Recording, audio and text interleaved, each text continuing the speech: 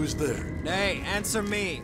Stand and unfold yourself. Long live the king. Bernardo, He? you come most carefully upon your hour. 'Tis now struck 12. Get thee to bed, Francisco.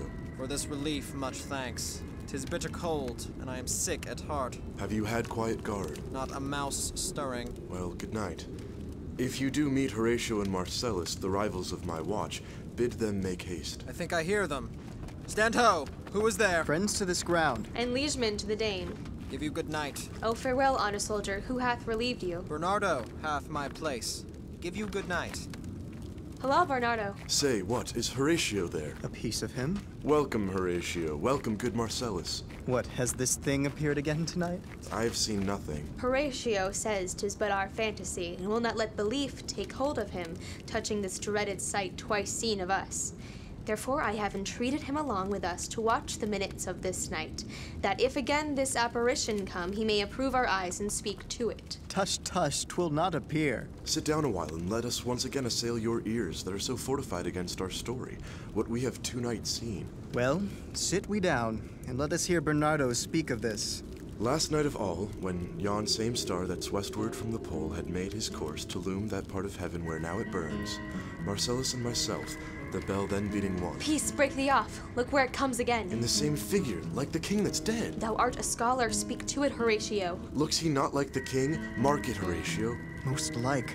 It harrows me with fear and wonder. It would be spoke to. Speak to it, Horatio. What art thou that usurps this time of night, together with that fair and warlike form in which the majesty of buried Denmark did sometimes march? By heaven, I charge thee, speak! It is offended. See, it stalks away.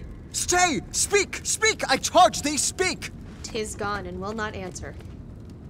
How now, Horatio? You tremble and look pale. Is not this something more than fantasy? What think you on't? Before my God, I might not this believe without the sensible and true avouch of mine own eyes. Is it not like the king? As thou art to thyself. Such was the very armor he had on when he the ambitious Norway combated. So frowned he once when, in an angry parley, he smote the sledded Pollux on the ice. 'Tis strange. Thus twice before, and jump at this dead hour with martial stock hath he gone by our watch. In what particular thought to work I know not, but in the gross and scope of mine opinion, this bodes some strange eruption to our state. Good now, sit down and tell me, he that knows, why this same strict and most observant watch so nightly toils the subject of the land, and why such daily cast of brazen cannon, and foreign mart for implements of war. Why such impress of shipwrights, whose sore task does not divide the Sunday from the week? What might be toward that this sweaty haste doth make the night joint laborer with the day? Who is it that can inform me? That can I. At least the whisper goes so.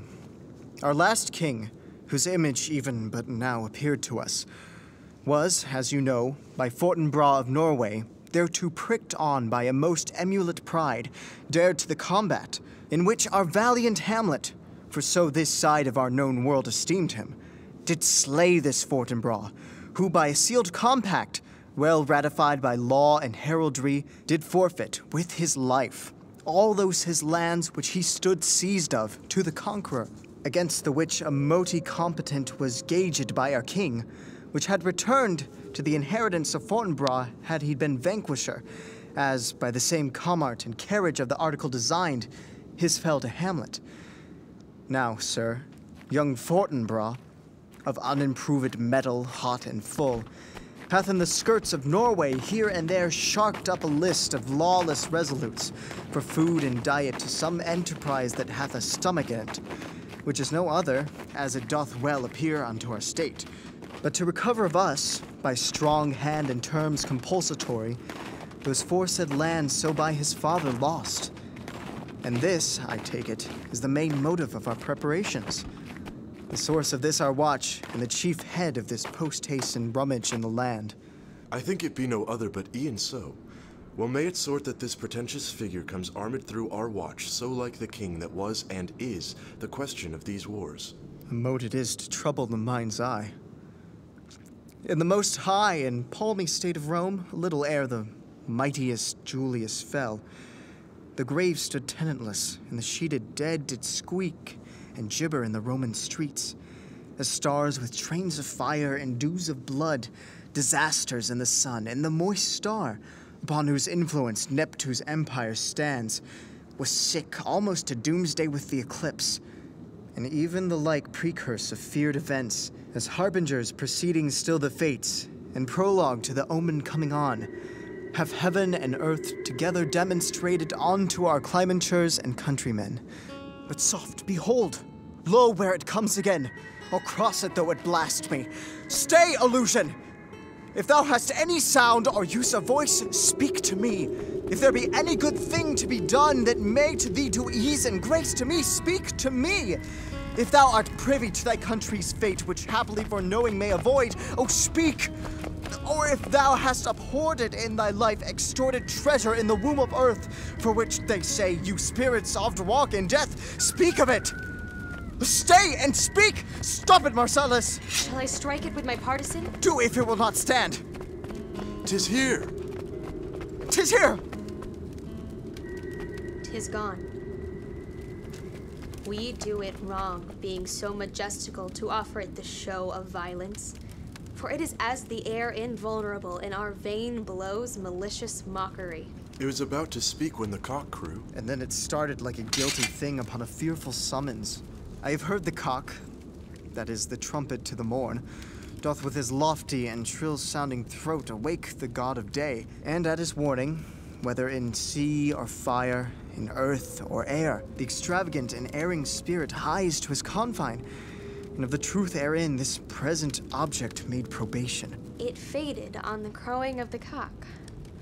Some say that ever against that season comes wherein our Saviour's birth is celebrated, this bird of dawning singeth all night long. And then they say no spirit dare stir abroad. The nights are wholesome. Then no planet strike, no fairy takes, nor witch hath power to charm. So hallowed and so gracious is that time. So have I heard, and do in part believe it. But look, the morn in russet mantle clad walks ere the dew of yon high eastward hill. Break we our watch up, and by my advice let us impart what we have seen tonight unto young Hamlet. For, upon my life, the spirit dumb to us will speak to him. Do you consent we shall acquaint him with it as needful in our loves fitting our duty? Let's do it, I pray, and I this morning know where we shall find him most convenient.